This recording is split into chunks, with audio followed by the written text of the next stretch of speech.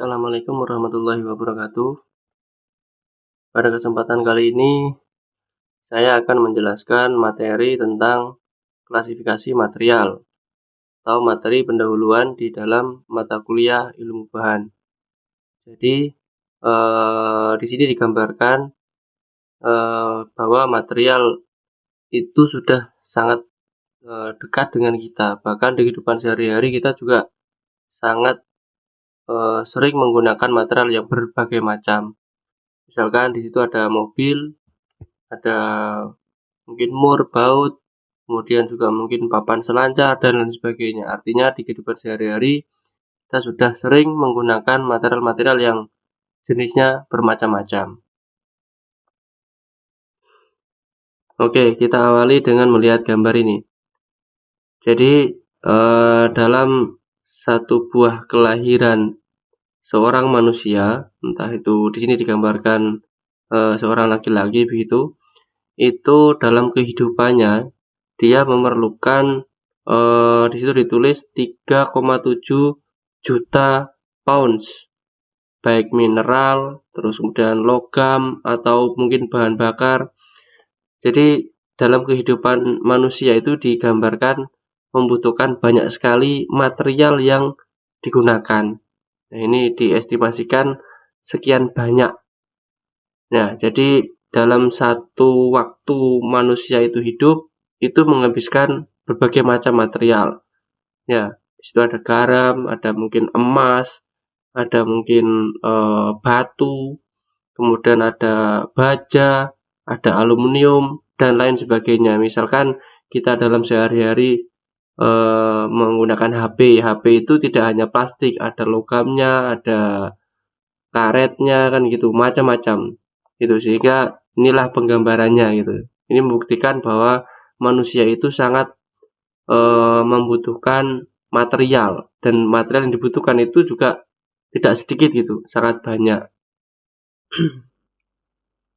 Nah, oke, tadi sudah dijelaskan di gambar tadi bahwa manusia itu membutuhkan berbagai macam jenis material dan juga jumlah material yang tidak sedikit, sangat banyak. Nah, ini juga akan saya jelaskan di slide ini bagaimana kaitan antara material dengan kehidupan dari manusia atau peradaban dari manusia. Yang pertama, material itu sangat erat berkaitan dengan kultur atau budaya. Jadi memang material yang ditemukan oleh manusia itu akan mempengaruhi budayanya. Ya, begitu juga yang poin kedua itu, bahwa perkembangan dari material itu sangat mempengaruhi peradaban yang bersama. Artinya itu tergantung dari material yang digunakan saat itu apa gitu. Nah, dulu kita juga mengenal bahwa ada zaman-zaman itu dikelompokkan berdasarkan materialnya, kan gitu. Ada zaman batu, ada zaman perunggu, ada zaman logam dan lain sebagainya lah.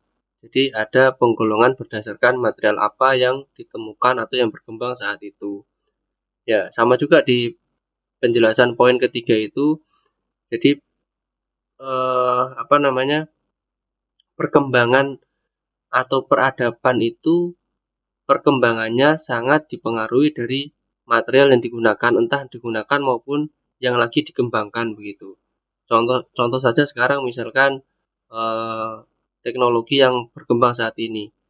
Ya, teknologi yang berkembang saat ini entah itu katakanlah misalkan HP ataukah tentang kemajuan telekomunikasi, itu juga terpengaruh atau sangat dipengaruhi dari material yang digunakan. Bagaimana kita bisa melihat HP yang zaman dulu itu segitu besarnya, kemudian sekarang semakin kecil, semakin tipis. Begitu juga untuk laptop dan televisi, misalkan layar juga semakin terang dan sebagainya. Itu merupakan buah dari perkembangan sebuah material.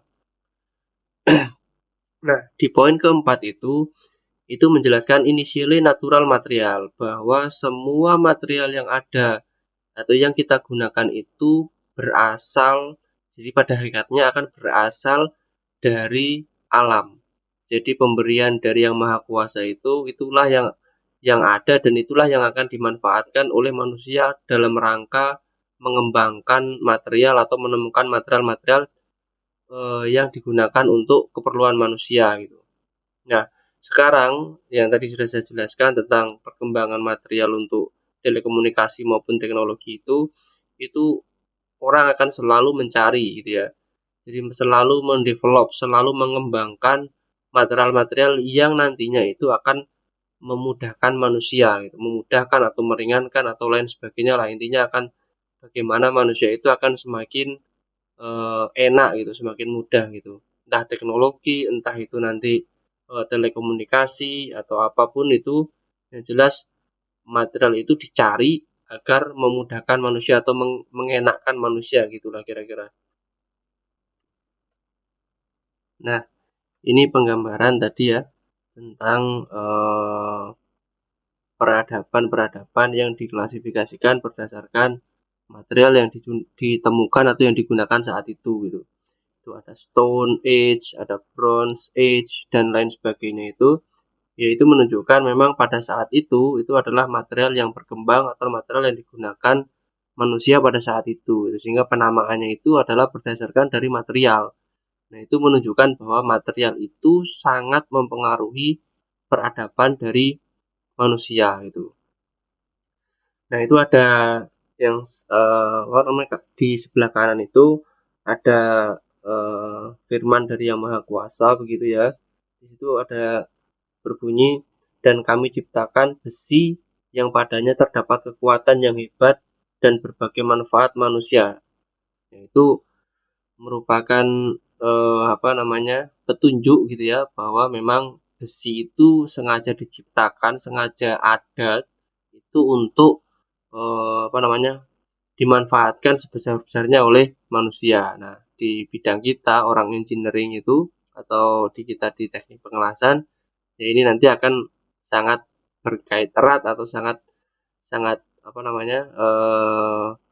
terkait ya dengan material besi atau logam lah pada umumnya begitu.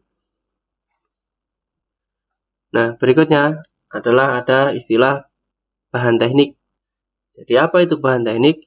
Bahan teknik itu adalah semua unsur atau zat yang berbentuk padat, cair, atau gas yang digunakan untuk kebutuhan dunia teknik atau dunia industri. Jadi semua bahan, entah itu bentuknya padat, cair, gas, dan lain sebagainya begitu, itu yang digunakan untuk kebutuhan dunia teknik atau industri itu disebut bahan teknik gitu. Ya, contohnya bahan padat itu ya ada logam, keramik, plastik, kaca dan lain sebagainya begitu. Kalau cair ya mungkin bisa pelumas, bisa air, bisa bensin, bisa solar dan lain sebagainya. Kalau gas ya oksigen, asetilin, nitrogen. Nah, masing-masing bahan ini nanti akan diolah oleh manusia dengan teknologi yang sudah dipunyai oleh manusia itu untuk menciptakan sebuah produk. Tentu sebuah produk itu tidak terdiri dari sebuah bahan kan gitu, merupakan dari campuran dan mungkin membutuhkan energi juga kan gitu. Nah, itulah yang akan digunakan atau dimanfaatkan sehingga nanti kita akan mendapatkan material. Nah, ini adalah contoh dari bahan teknik ya. Jadi dia bahan atau produk teknik lah ya. Dia ada metal, contohnya dia ada tang gitu ya. Kemudian ada keramik di situ, contohnya adalah busi kan gitu dan macam-macam ya. Ada polimer di situ. Nah, yang sebelah kanan ini itu adalah contoh dari bahan-bahan teknik juga ya, atau material teknik itu, yang dimana di dalam material teknik itu dalam pengaplikasiannya dia akan menerima banyak sekali beban dan besarannya itu juga bervariasi gitu ya, bermacam-macam jenis pembebanan yang diberikan. Mungkin dia ada yang kena beban tarik atau beban tensile itu, kemudian ada yang mendapatkan beban tekan atau kompresi, mungkin ada yang mendapatkan tension atau puntir kan gitu, dan lain sebagainya lah, macam-macam bahan itu mendapatkan beban saat diaplikasikan. Nah, berikutnya, kenapa kita harus mempelajari bahan teknik atau material teknik? Yang pertama, jadi seorang ahli teknik atau orang engineering gitu ya, itu dituntut untuk merancang suatu produk. Nah, merancang sebuah produk itu dasarnya adalah nanti kita harus tahu, paham tentang berbagai macam material, berbagai macam ciri dan karakter material. Material ini misalkan itu memiliki kekuatan seperti apa, ketahanan terhadap properties itu seperti apa, ketahanan terhadap misalkan korosi, terhadap kekerasan itu seperti apa. Itu semuanya harus dipahami gitu, sehingga penting bagi seorang teknik atau ahli teknik atau orang engineering itu untuk belajar mengenai bahan teknik.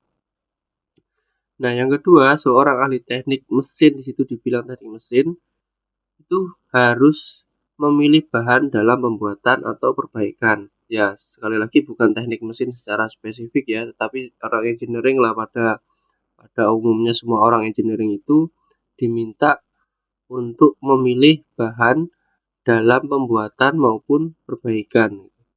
Jadi misalkan dalam pembuatan apa, ya hampir sama dengan yang poin pertama tadi, bahwa dalam pembuatan produk apa, maka material yang dibutuhkan itu apa materialnya gitu. Kemudian misalkan dalam perbaikan atau repair, itu juga diharuskan nanti memilih material yang cocok adalah material ini.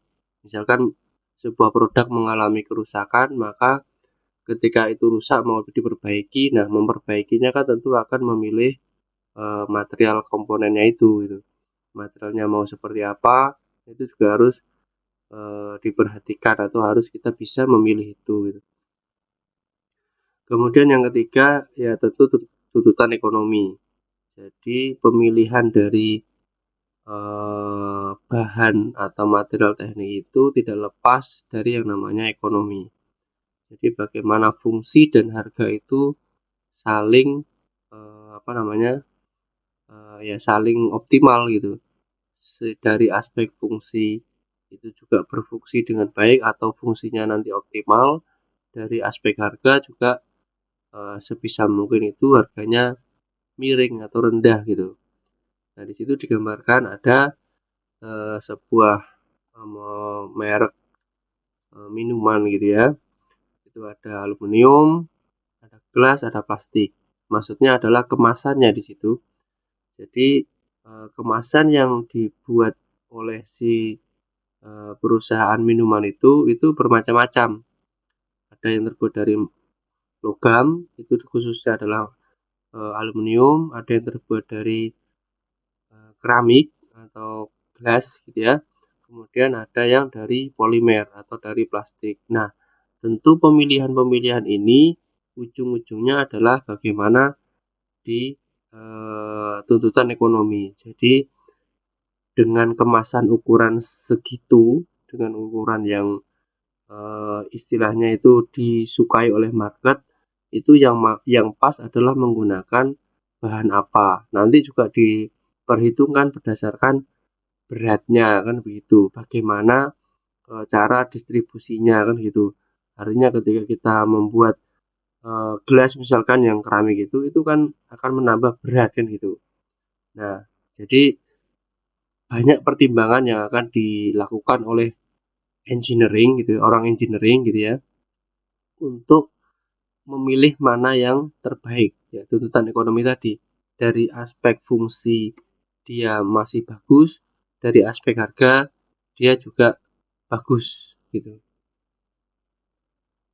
Nah, berikutnya ada konsep material science.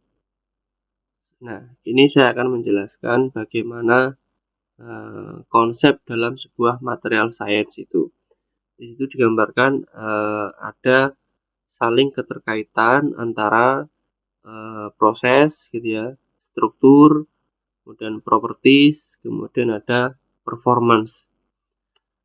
Kesemuanya itu saling terkait gitu. Artinya kalau kita mau mencari ujung dari sebuah material yang digunakan itu adalah memang pada performance. Ya, performance itu bagaimana dia tangguhkah atau kuatkah atau mungkin tahan korosi kah, itu namanya performance ketika nanti digunakan gitu. Itu performance-nya seperti itu. Nah, dalam mencapai performance yang diinginkan itu, maka kita harus tahu bagaimana propertiesnya kan gitu.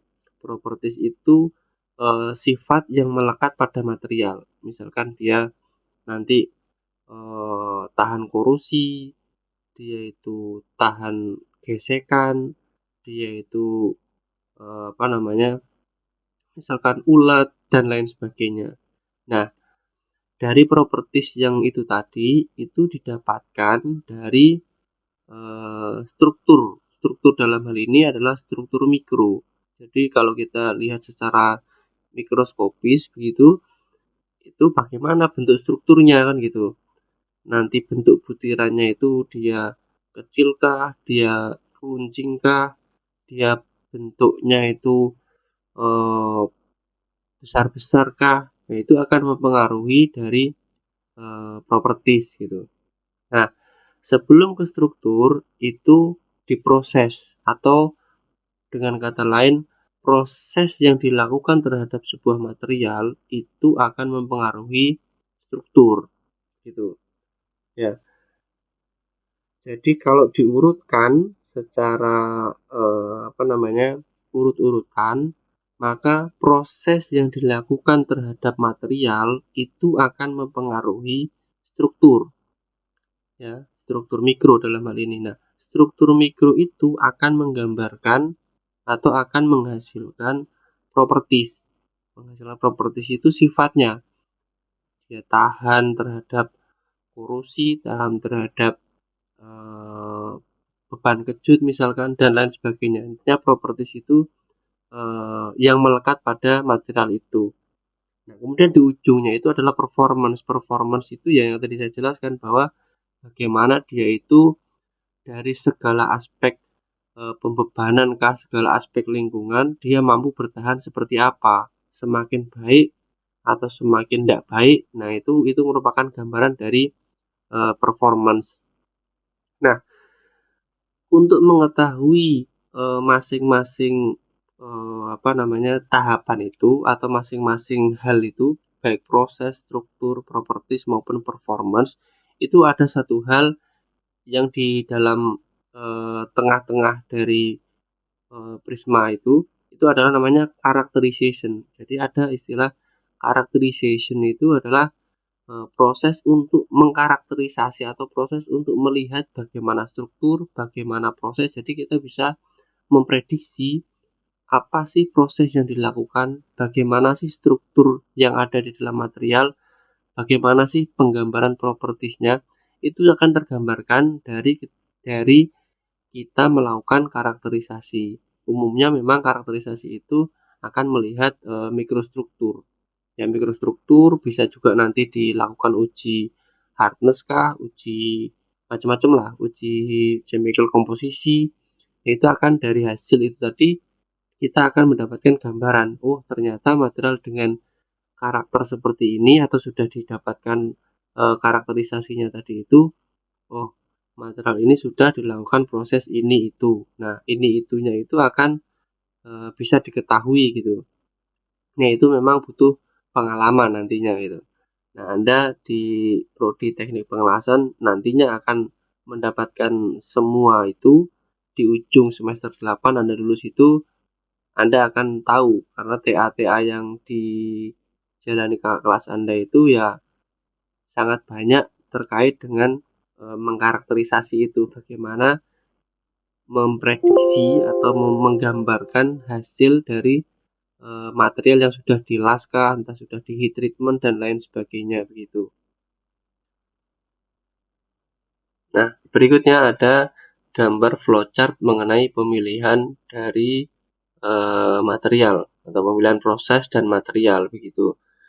Nah, di sebelah kanan itu ada requirement. Requirement itu permintaannya seperti apa gitu.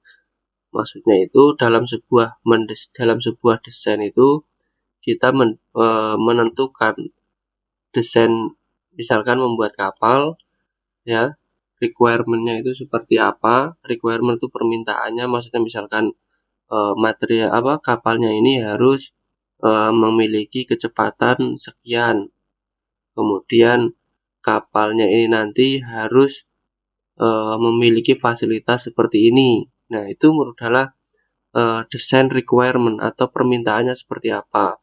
Nah, dari requirement itu nanti orang akan atau desainer yang kapal tadi itu akan menentukan, oh kalau permintaannya seperti itu, maka bentuk dari kapalnya nanti itu harus seperti ini gitu. Ya, kemudian dari bentuk kapalnya itu nanti akan bagaimana properti profilnya seperti apa, itu juga akan menentukan nanti pemilihan di tahapan yang ketiga itu setelah constraint itu atau batasan-batasannya itu. Ya, kemudian ada pemilihan di choice-nya itu. Nah, di choice-nya nanti itu di pilihannya itu dia harus memperhatikan juga bagaimana proses yang akan diaplikasikan di material itu.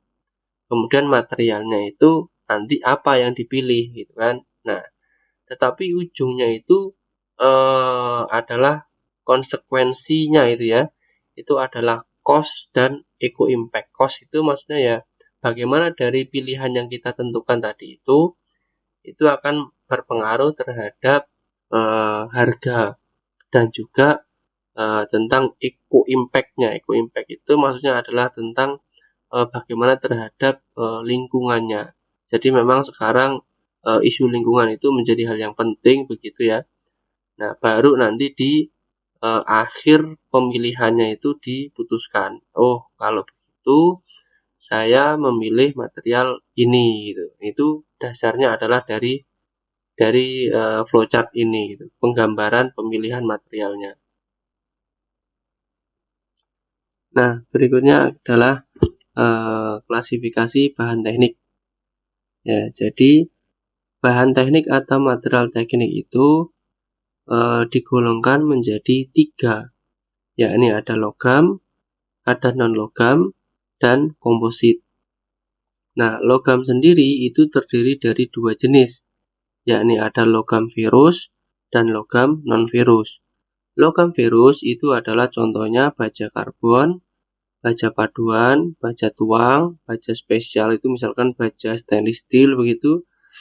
Nah, kemudian ada logam non-ferus, contohnya adalah aluminium, kemudian ada tembaga, ada seng, nikel, dan lain-lain. Nah, kemudian klasifikasi kalau non-logam itu ada 2 juga, yaitu keramik dan polimer. Nah, kemudian klasifikasi material teknik yang ketiga yakni komposit. Nah, apa pengertian atau apa istilah dari masing-masing ini akan dijelaskan di slide berikutnya. Nah, yang pertama ada logam. Tadi di bagan itu disebutkan bahwa logam ada 2, yakni logam ferus dan non-ferus. Jadi kalau logam ferus itu adalah logam yang paduan utamanya itu adalah besi atau Fe. Jadi unsur Fe menjadi unsur utama dalam material itu.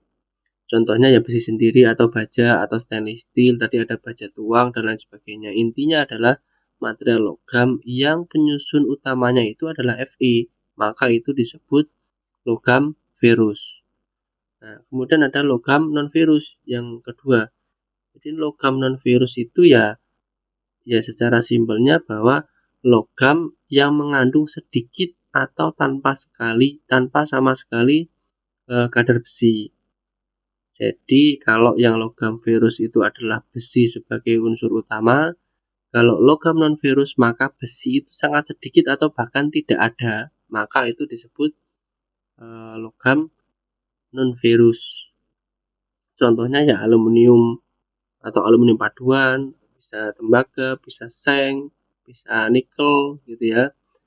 Contoh yang paling gampang sering kita jumpai ya aluminium itu. Jadi aluminium itu non-ferus. Apakah dia ada Fe-nya? Ada, di dalam aluminium itu ada Fe-nya, tetapi sangat sedikit. Itu adalah contoh dari logam non-ferus. Nah, di situ dijelaskan di bawah itu ada logam terutama logam ferus merupakan bahan yang paling banyak dipakai dalam dunia teknik karena umumnya kuat, bulat, dan mudah dibuat dalam berbagai bentuk. Nah, itu menggambarkan kita nantinya atau Anda nanti saat bekerja itu logam ferus lah yang akan sangat banyak kita jumpai. Dan dalam pengelasan pun nanti mungkin juga Anda akan sangat banyak menjumpai material yang dilas itu ya ferus gitu. Nah, berikutnya adalah klasifikasi bahan teknik yang non logam. Ada dua tadi ya, ada non logam, ada keramik dan polimer. Nah, yang keramik dulu. Yang keramik ini adalah istilah keramik itu adalah bahan yang terbentuk dari hasil senyawa atau kompon antara satu atau lebih unsur-unsur logam dengan satu atau lebih unsur-unsur anorganik bukan logam. Nah, itulah disebut keramik.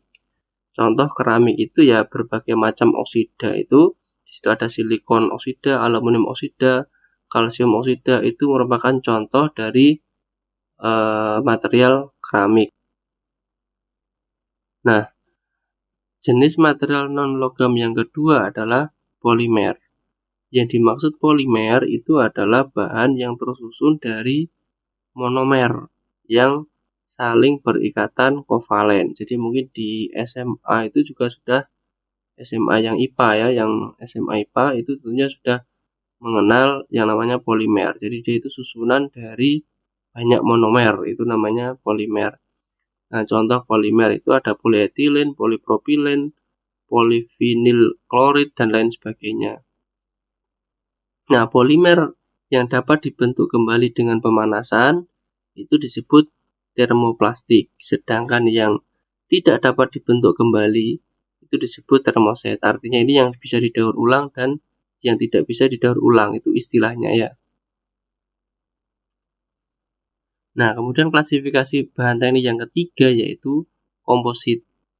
Nah, komposit itu merupakan campuran bahan yang tersusun dari dua atau lebih bahan dasar dalam skala makroskopis yang sifatnya sangat berbeda dengan sifat masing-masing bahan pembentuknya.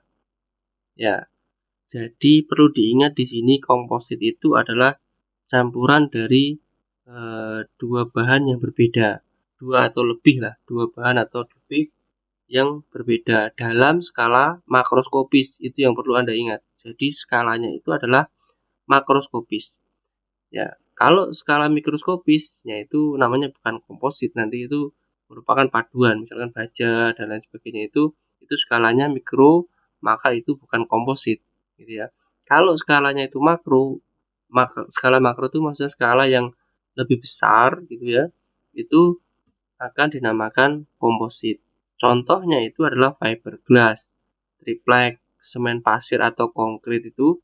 Nah, konkrit itu adalah salah satu komposit yang sering kita jumpai, di mana konkrit itu terdiri dari apa? Dari pasir, dari air, dari semen, kemudian nanti dikasih tulangan baja kan gitu, nanti dicor begitu, maka jadilah konkrit. Nah, konkrit itu maka disebut komposit karena terdiri dari berbagai macam material gitu. Nah, bahan komposit alam itu juga ada. Jadi kayu itu merupakan contoh komposit alam. Ya, jadi dia merupakan campuran begitu ya. Jadi itu juga termasuk komposit, tetapi komposit alam. Nah, sekarang sifat bahan. Jadi dari material-material yang sudah kita bahas tadi itu tentu memiliki sifat ya. Jadi sifat itu menggambarkan kemampuan dari bahan itu dalam menerima perlakuan dari luar. Perlakuan dari luar itu misalkan ya yang tadi digambar pesawat atau digambar struktur bangunan tadi itu, bahwa di material itu dia akan menerima berbagai macam beban, entah ditarik, entah ditekan, entah di bending kan gitu ya, macam-macam bebannya itu. Nah, sifat dari bahan itu secara umum ada 6, itu dikelompokkan menjadi 6. Sifat mekanik, sifat listrik, sifat termal, sifat magnet, sifat optik, kemudian sifat deterioratif. Nah, yang tadi saya gambarkan itu adalah sifat mekanis, karena memang pada prodi kita itu atau di bidang kita itu banyak membahas dari aspek mekanisnya atau sifat secara mekanis. Misalkan kekerasannya, kemudian keuletannya, kemudian dia kegetasannya kan gitu ya. Ya, itu contoh-contoh dari sifat mekanis yang nanti akan sering kita jumpai ya dalam beberapa materi ke depan. Istilah-istilah itu harus Anda pahami gitu ya. Terutama sifat mekanis nanti ada tersendiri materi tentang itu. Ya. Nah, ini adalah contoh taksonomi bahan teknik gitu. Jadi di situ ada penggolongan-penggolongannya ya, atau ada runtutan atau runutan dari material itu. Misalnya ada kingdomnya apa, kingdomnya ya material itu kan itu. Kemudian ada family-nya, kemudian ada kelasnya, ada subkelasnya, kemudian ada membernya. Nah, member, setelah member kita tahu itu dia punya atribut yang melekat pada material itu. Contoh misalnya saya gambarkan, misalkan di dalam sebuah kingdom material itu atau klasifikasi material secara umum, nanti ada seramik, ada gelas, ada metal, polimer, dan lain sebagainya. Kita ambil contoh saja misalkan metal. Metal nanti akan diklasifikasikan lagi, ada steel, ada CU alloy, AL alloy, TI alloy, NI alloy, dan macam-macamnya. Ya, kita ambil lagi satu dari kelas tadi itu atau dari klasifikasi satu misalkan dari aluminium, maka aluminium itu juga memiliki macam-macam seri gitu. Ada seri 1, 2, 3 sampai seri 8 misalkan di situ ya. Kemudian kita ambil lagi seri 6. Contoh ya, contoh seri 6 misalkan. Seri 6 itu dipecah lagi gitu. Ada 6013, 6061, 6063, 6082 dan lain sebagainya. Nah, dari masing-masing member ini, katakanlah dari masing-masing jenis 6061 misalkan, itu dia mempunyai atribut. Atribut itu maksudnya sifat yang melekat pada dia itu. Melekat pada contoh di sini aluminium 6061, berapa densitasnya, kemudian mechanical propertiesnya seperti apa. Itu dia memiliki nilai yang berbeda. Misalkan 6061, 6063 itu akan memiliki nilai atribut ini yang berbeda gitu. Ini salah satu contoh ya bagaimana material yang ada itu memang sangat banyak dan sangat bervariasi begitu. Nah, ini saya gambarkan juga atau diberikan ke penggambaran bagaimana bahan teknik itu dikerjakan. Ya, di situ ada raw material atau material awal itu bisa dilakukan primary shaping atau pembentukan awal, bisa di casting atau dicetak gitu ya. Ya, bisa di deformasi kan gitu ya. Bisa di macam-macam lah ya. Bisa di composite forming, bisa di powder method dan lain sebagainya. Ya ini pembuatan awal gitu ya. Iya, ini sebagai gambaran sajalah bagaimana material itu dibuat gitu. Kemudian ada secondary-nya, ada di machining, misalnya dibubut kah atau dilakukan pengefresan kah atau digerinda kah ya. Kemudian di secondary ini juga bisa di heat treatment, misalkan ditambah kekuatannya, ditambah kekerasannya kan gitu. Itu macam-macam heat treatment. Kemudian dari situ, dari secondary proses ada proses joining atau penggabungan. Ya, kita nanti ada di welding itu. Ya, prodi kita nanti akan ada di tahapan dalam sebuah material itu di tahapan joining. Ya, di joining. Kemudian dari secondary process itu juga bisa dilakukan surface treatment ya, bisa dipoles, bisa di painting kan gitu, macam-macam. Barulah nanti di akhir finish product. Jadi ini gambaran bagaimana pengerjaan bahan teknik atau pengerjaan produk lah tepatnya itu, terdiri dari awal material ada, kemudian itu diapakan, kemudian di joining, kemudian sampai nanti di painting kah, itu proses ya, ini adalah proses. Nah, ini penggambaran yang lebih jelas ya. Jadi tadi ada raw material, kemudian dari primary shapingnya tadi ada dicetak gitu ya, kemudian ada di injection molding, kalau plastik biasanya di injection molding begitu, kemudian ada di roll begitu ya, kemudian di secondary prosesnya itu mungkin di heat treatment ya. Jadi contoh, misalkan contoh dalam hal kita membuat kapal, misalkan ya material datang dalam bentuk lembaran plat, kemudian di rolling, dibentuk sesuai dengan bentuk di desainnya itu. Kalau kapal kan tidak hanya kotak ya, tapi ada bentuk-bentuknya itu. Dan plat yang datang itu kan masih lembaran gitu ya. Kemudian itulah dibentuk begitu, kemudian ada dibentuk itu mungkin dibutuhkan heat treatment, kalau tidak ya misalkan langsung dilakukan proses joining gitu ya. Kalau misalkan kita gambarkan dari proses pembuatan kapal gitu, dilas begitu, dilas. Kemudian mungkin juga di painting, sehingga di akhirnya nanti itu akan jadi kapal yang menarik atau kapal yang bagus begitu.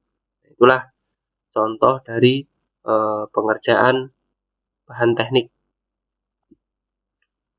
Nah, udah selesai. Jadi sudah habis materinya. Ya, itu tadi kira-kira yang bisa saya sampaikan dalam materi kali ini. Ya, jika ada pertanyaan nanti bisa kita diskusikan lebih lanjut. Mudah-mudahan bermanfaat dan bisa dipahami oleh Anda semua. Terima kasih, kurang lebihnya mohon maaf. Wassalamualaikum warahmatullahi wabarakatuh.